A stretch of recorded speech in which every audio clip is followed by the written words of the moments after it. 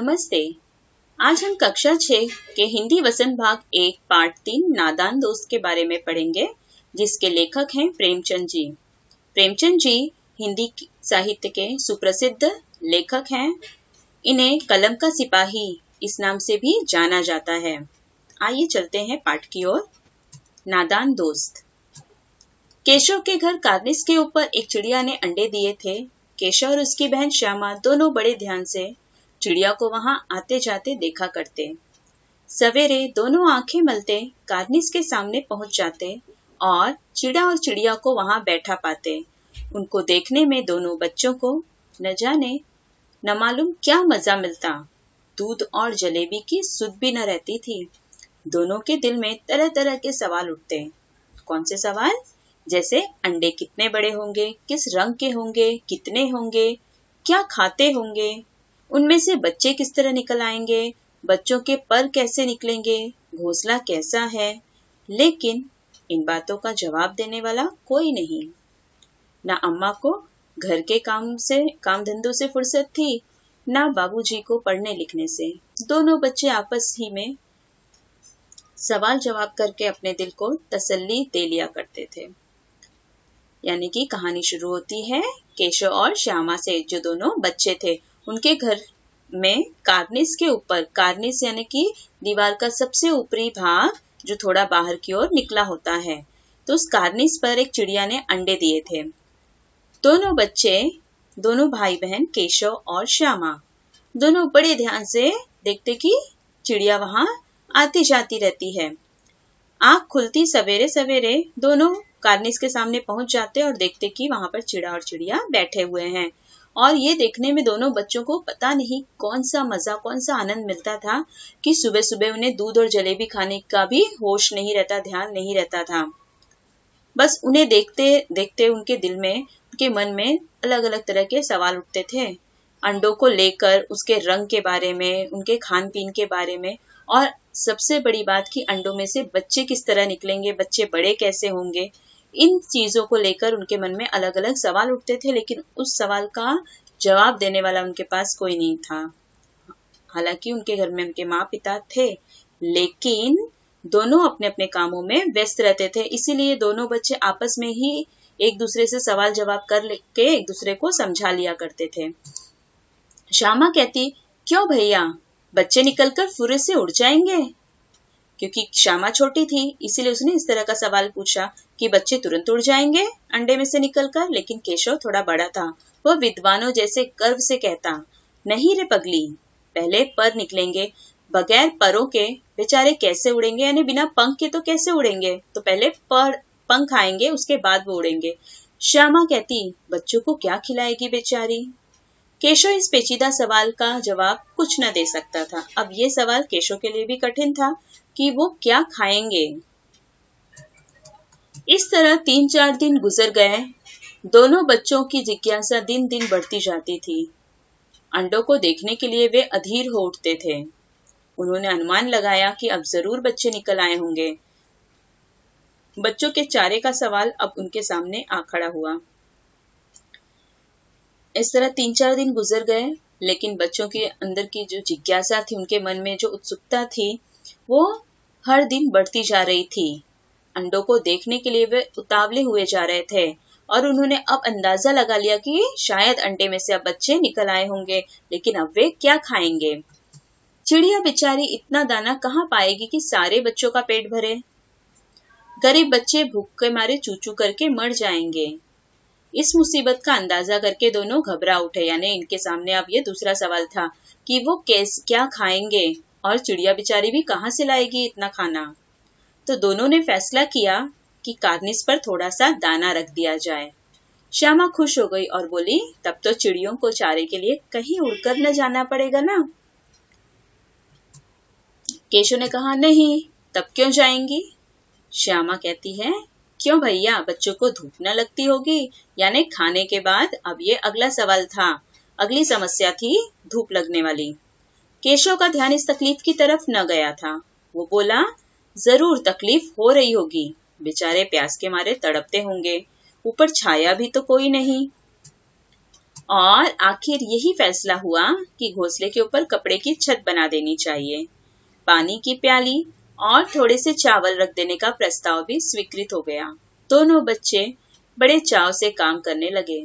श्यामा माँ की आंख बचाकर मटके से चावल निकाल लाई।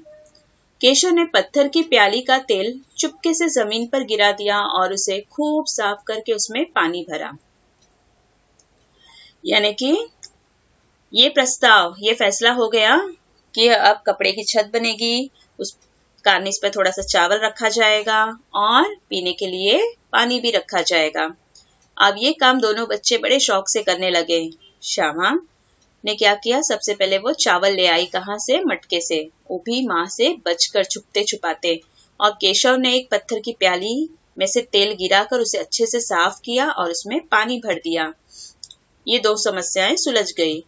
अब छांव के लिए अब चांदनी के लिए कपड़ा कहाँ से आए, फिर ऊपर छड़ियों के कपड़ा ठहरेगा कैसे, छड़ियां खड़ी कैसे होंगी। केशव बड़ी देर तक इसी उधेड़बुन में रहा। आखिरकार उसने ये मुश्किल भी हल कर दी। श्यामा से बोला, जाकर कूड़ा फेंकने वाली टोकरी उठा लाओ, अम्मा जी को मत दिखाना। लेकिन श्यामा कहती है, वो तो बीच से फटी हुई है, उसमें से धूप ना जाएगी। केशव ने झुंझला कर यानी एकदम गुस्से में आकर कहा, तो टोकरी तो ला, मैं उसका सुराख यानी उसका छेद बंद करने की कोई हिकमत यानी कि कोई उपाय जरूर निकालूंगा। श्यामा दौड़कर टोकरी उठा लाई। केशव ने उसके सुराख में थोड़ा सा कागज ठूंस दिया, यानी कि इस तरह उसने छेद को बंद किया, थोड़ा सा कागज डालकर। तब टोकरी को एक टहनी से टिकाकर बोला, देख, ऐसे ही घोंसले पर उसकी आड़ कर दूंगा, तब धूप कैसे जाएगी। श्यामा ने दिल में सोचा, भैया कितने चालाक हैं, यानी भैया के पास तो हर समस्या का उपाय है। कहानी का दूसरा हिस्सा। गर्मी के दिन थे, बाबूजी दफ्तर गए हुए थे। अम्मा दोनों बच्चों को कमरे में सुलाकर खुद सो गई थी, लेकिन बच्चों की आंखों में आज नींद कहाँ। अम्मा जी को बहलाने के लिए दोनों दम रोके, आंख बंद किए, मौके का इंतजार कर रहे थे। जो ही मालूम हुआ कि अम्मा जी अच्छी तरह से सो गई, दोनों चुपके से उठे और बहुत धीरे से दरवाजे की सिटकनी खोलकर बाहर निकल आए। अंडों की हिफाजत की तैयारियां होने लगी। केशव कमरे से एक स्टूल उठा लाया, लेकिन जब उससे काम न चला तो नहाने की चौकी लाकर उसके नीचे रखी और डरते डरते स्टूल पर चढ़ा। यानी कि इतना उपाय करने के बाद भी बच्चों का मन नहीं मान रहा था। उन्होंने सोचा कि अब हम अंडों की और अच्छी तरह से रक्षा करेंगे। गर्मी का मौसम चल रहा था। बाबूजी यानी उनके पिताजी दफ्तर गए हुए थे। क्योंकि ये दोपहर का समय था तो अम्मा भी दोनों बच्चों को कमरे में सुलाकर खुद सो गई थी। लेकिन बच्चे जो थे वो कहाँ सोने वाले थे, वो तो सिर्फ सोने का नाटक कर रहे थे। और फिर जैसे ही पता चला कि अम्मा अच्छे से सो गई हैं, दोनों धीरे से चुपके से उठे, धीरे से दरवाजा खोला और बाहर आ गए। और क्या करने आए, अंडों की हिफाजत की तैयारियां यानी अंडों की रक्षा किस तरह से की जाए इसकी तैयारी करने आ गए। केशव स्टूल उठा लाया, लेकिन तभी भी वो कार्निस तक नहीं पहुंच रहा था, तो इसके लिए उसने पहले नहाने की चौकी रखी और उसके ऊपर स्टूल रखा, लेकिन वो डरते डरते ही स्टूल पर चढ़ा। श्यामा दोनों हाथों से स्टूल पकड़े हुए थी। स्टूल चारों टांगे बराबर ना होने के कारण जिस तरफ ज्यादा दबाव पाता था, जरा सा हिल जाता था। उस वक्त केशव को कितनी तकलीफ उठानी पड़ती थी, यह उसी का दिल जानता था। दोनों हाथों से कार्निस पकड़ लेता और श्यामा को दबी आवाज से डांटता, अच्छी तरह पकड़ वरना उतरकर बहुत मारूंगा। मगर श्यामा का दिल तो ऊपर कार्निस पर था और बार बार उसका ध्यान उधर चला जाता और हाथ ढीले पड़ जाते। यानी नीचे से स्टूल पकड़े हुए थी श्यामा, लेकिन स्टूल की चारों टांगे बराबर नहीं थी, एक छोटी बड़ी थी कहीं पर, तो जिस तरफ ज्यादा जोर पड़ता था स्टूल हिलने लगता। और उस समय केशव इतना डर जाता, दोनों हाथों से कार्निस पकड़ लेता और श्यामा को दबी आवाज से डांटता, यानी धीरे से डांटता ताकि माँ को ना पता चल जाए। मगर श्यामा को इससे कोई फर्क नहीं पड़ता, क्योंकि उसका ध्यान तो पूरी तरह से कार्निस पर था कि वहां क्या है। और जैसे ही वो पूरी तरह से उस कार्निस पर ध्यान देने लगती, उसके हाथ अपने आप ढीले हो जाते। केशव ने जो ही कार्निस पर हाथ रखा, दोनों चिड़िया उड़ गई। केशव ने देखा कार्निस पर थोड़े तिनके बिछे हुए हैं और उन पर 3 अंडे पड़े हैं। जैसे घोंसले उसने पेड़ों पर देखे थे, वैसा कोई घोंसला नहीं है। यानी कोई घोंसला नहीं था, सिर्फ कुछ तिनके जो चिड़िया ने कहीं से जमा करके लाए थे, वही थे और उस पर अंडे रखे थे। श्यामा ने नीचे से पूछा, क्या बच्चे हैं भैया? यानी कितने बच्चे हैं भैया? केशव ने कहा, 3 अंडे हैं, अभी बच्चे नहीं निकले। श्यामा कहती है, जरा हमें भी दिखा दो भैया, कितने बड़े हैं? केशव ने कहा, दिखा दूंगा, पहले जरा चित्तड़े ले आ, नीचे बिछा दूं, बेचारे अंडे तिनकों पर पड़े हैं। श्यामा दौड़कर पुरानी धोती फाड़कर एक टुकड़ा ले आई। केशव ने झुककर टुकड़ा ले लिया। उसकी कई तह करके उसने एक गद्दी बनाई और उसे तिनकों पर बिछाकर 3 अंडे धीरे से उस पर रख दिए। फिर से श्यामा ने कहा, हमको भी दिखा दो भैया। यानी कि केशव ने अंडों को रखने के लिए एक उपाय निकाला। कपड़ों को मोड़कर उसकी कई तह बनाकर उसके ऊपर 3 अंडे थे, तीनों अंडे उस पर रख दिए और श्यामा के फिर से कहने पर भी उसने अंडे नहीं दिखाए। केशव ने उसे फिर कहा, दिखा दूंगा, पहले जरा वो टोकरी तो दे दो, ऊपर छाया कर दो। श्यामा ने टोकरी नीचे से थमा दी और बोली, अब तुम उतर आओ, मैं भी तो देखूं। केशव ने टोकरी को एक टहनी से टिकाकर कहा, जा दाना और पानी की प्याली ले आ, मैं उतर आऊं तो तुझे दिखा दूंगा। श्यामा प्याली और चावल भी लाई। केशव ने टोकरी के नीचे दोनों चीजें रख दी और आहिस्ता से यानी धीरे से नीचे उतर आया। अब श्यामा ने फिर से गिड़गिड़ा कर कहा, एकदम हाथ जोड़कर प्रार्थना की, अब हमको भी चढ़ा दो भैया। केशव ने कहा, तू गिर पड़ेगी। श्यामा ने फिर कहा, ना गिरूंगी भैया, तुम नीचे से पकड़े रहना। केशव ने कहा, ना भैया, कहीं तू गिरा पड़ी तो अम्मा जी मेरी चटनी ही कर डालेंगी, कहेंगी कि तूने ही चढ़ाया था। क्या करेगी देखकर? अब अंडे बड़े आराम से हैं, जब बच्चे निकलेंगे तो उनको पालेंगे। यानी कि श्यामा को अंडे देखने को नहीं मिले।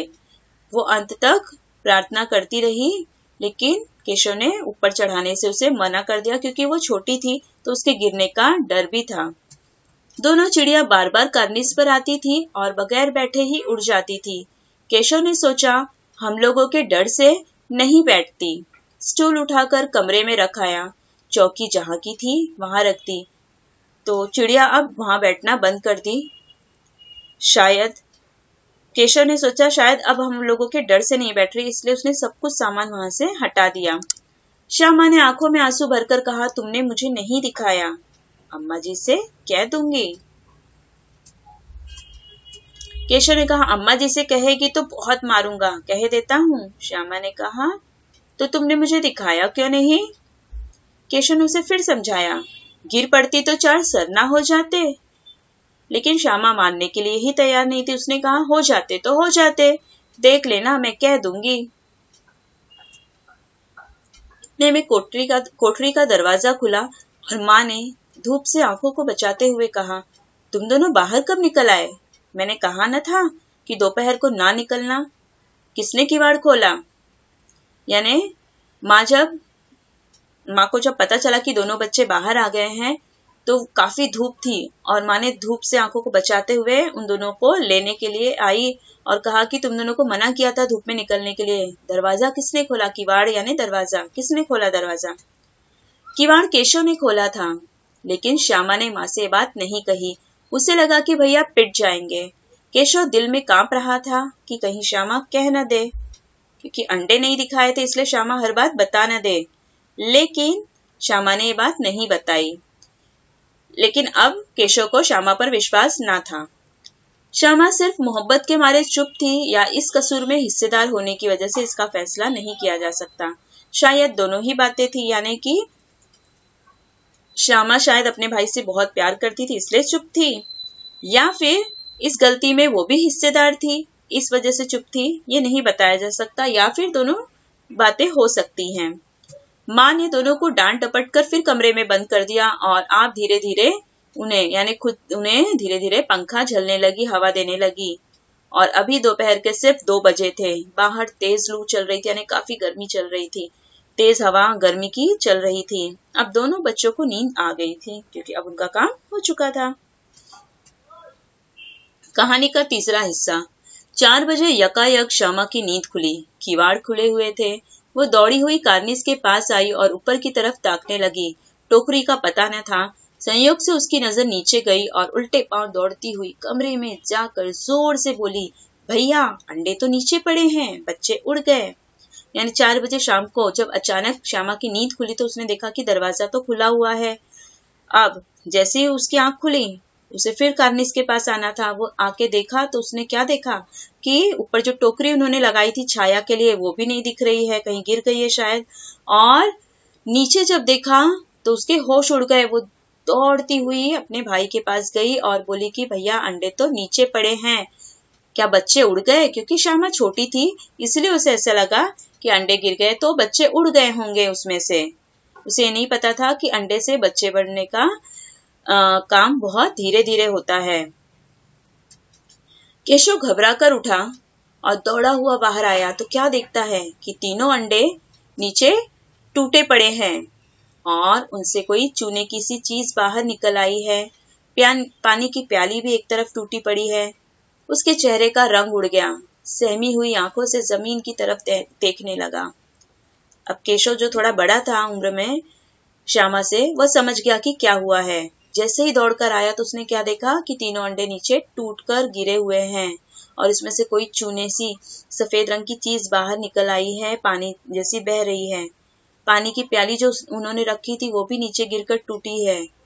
अब उसके चेहरे का रंग तो उड़ गया, यानी वो बहुत घबरा गया, डर गया, हताश भी हो गया एक तरह से, और एकदम सहमी हुई डरी हुई नजरों से जमीन की तरफ देखने लगा कि अरे ये सब क्या हो गया। श्यामा ने पूछा, बच्चे कहाँ उड़ गए भैया? केशव ने करुण स्वर में कहा, अंडे तो फूट गए। श्यामा ने पूछा, बच्चे कहाँ उड़ गए भैया? तो केशव ने एकदम दुखी स्वर में कहा, अंडे तो फूट गए। फिर श्यामा ने पूछा, और बच्चे कहाँ गए? यानी श्यामा को अभी भी समझ में नहीं आया कि अंडे फूटे तो बच्चे भी चले गए, उसी के साथ मर गए। तब श्यामा ने केशव ने इस सवाल का जवाब गुस्से में दिया और कहा, तेरे सर में देखती नहीं है, अंडों में से उजला उजला यानी सफेद पानी निकल आया है। यही पानी से तो वो बच्चे बनने वाले थे, यानी कि सब कुछ खत्म हो गया। माँ ने सोटी हाथ में लिए हुए पूछा, तुम दोनों वहां धूप में क्या कर रहे हो? श्यामा ने कहा, अम्मा जी चिड़िया के अंडे टूटे पड़े हैं। यानी अब माँ डंडा लेकर आई और उनसे पूछने लगी कि अब फिर से यहाँ धूप में क्या कर रहे हो? तब श्यामा ने बता दिया कि चिड़िया के अंडे यहाँ टूटे गिरे हैं। माँ ने आकर टूटे हुए अंडों को देखा और गुस्से से बोली, तुम लोगों ने अंडों को छुआ होगा। यानी माँ को पता था कि अंडे क्यों टूटे हैं। अब तो श्यामा को भैया पर जरा भी तरस न आया। उसी ने शायद अंडों को इस तरह रख दिया कि वो नीचे गिर पड़े। इसकी उसे सजा मिलनी चाहिए। बोली, इन्होंने अंडों को छेड़ा था अम्मा जी। यानी कि अब जब श्यामा को पता चला कि अंडे छूने से गिरे हैं, तब उसने सब कुछ सच सच बता दिया कि अंडों को भैया ने ही छेड़ा था, छुआ था। अब माँ ने केशव से पूछा, क्यों रे? केशव भीगी बिल्ली बना खड़ा रहा, एकदम डर कर सहमा हुआ बेचारा खड़ा था। माँ ने पूछा, तू वहां पहुंचा कैसे? यानी कार्निस तो काफी ऊंचाई पर है, तू पहुंचा कैसे वहां? तब श्यामा ने कहा, चौकी पर स्टूल रखकर चढ़े थे अम्मा जी। केशव, तू स्टूल था में नहीं खड़ी थी? तब श्यामा ने कहा, तुमने तो कहा था। यानी दोनों भाई बहन में नोकझोंक चल रही थी। माँ ने कहा, तू इतना बड़ा हुआ अभी तुझे इतना भी नहीं मालूम कि छूने से चिड़िया के अंडे गंदे हो जाते हैं, चिड़िया फिर उन्हें नहीं सेती। अब श्यामा ने डरते डरते पूछा, तो क्या चिड़िया ने अंडे गिरा दिए अम्मा जी? अभी तक उसे लग रहा था कि भाई की वजह से अंडे गिरे हैं, लेकिन अब उसने पूछा कि क्या चिड़िया ने खुद अपने अंडे गिरा दिए हैं? तब माँ ने कहा, हाँ, और क्या करती? केशव के सिर इसका पाप पड़ेगा। हाय, 3 जाने ले ली दुष्ट ने।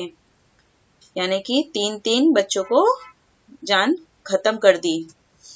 अब केशव रोनी सूरत बनाकर बोला, मैंने तो सिर्फ अंडों को गद्दी पर रख दिया था अम्मा जी। यानी केशव एकदम नादान था वो भी, और एकदम रोने वाली सूरत बनाकर, चेहरा बनाकर उसने कहा कि मैंने अंडों को कोई नुकसान नहीं पहुंचाया, बल्कि मैंने तो अंडों को सिर्फ गद्दी पर रखा था क्योंकि वो नीचे पड़े थे। उसकी इस नादानी को सुनकर माँ को हंसी आ गई, मगर केशव को कई दिनों तक अपनी गलती पर अफसोस होता रहा। अंडों की हिफाजत करने के जोग में यानी उसके उपाय में उसने उनका सत्यानाश कर डाला। इसे याद कर वह कभी कभी रो पड़ता था। दोनों चिड़िया वहां फिर ना दिखाई दी। इसके लेखक हैं प्रेमचंद जी।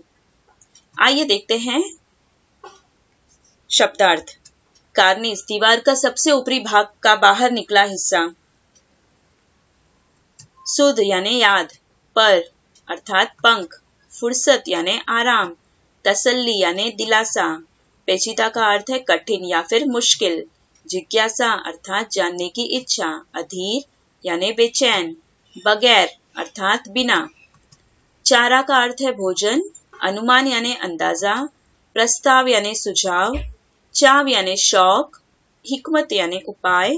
सुराग का अर्थ है छेद, हिफाजत अर्थात रक्षा, चिथड़े यानी फटे पुराने कपड़े, आहिस्ता यानी धीरे, किवाड़ अर्थात दरवाजा, यकायक अर्थात अचानक, ताकने यानी देखने, उजला यानी सफेद, सोटी यानी डंडा, जोग का अर्थ है कोशिश, थामे यानी पकड़े, सहमी यानी कि डरी।